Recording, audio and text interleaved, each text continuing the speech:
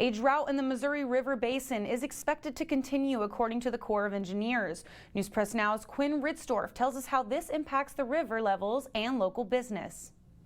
The Missouri River Basin has been in a drought most of the year, and that is predicted to continue through the winter, leading to historic lows in the Missouri River levels. We're lower than we would normally be this year, depending on where you're at on the river, a little bit to a lot lower. Here in Missouri, we're quite a bit lower than we would normally be this time of year, just because the whole basin, particularly in Missouri, is dry, and there's just not a lot of tributary flow. This impacts barge traffic and cuts into their bottom line. This year they've had to cut it down to 3 barges just due to the depth and the narrowing of the channel.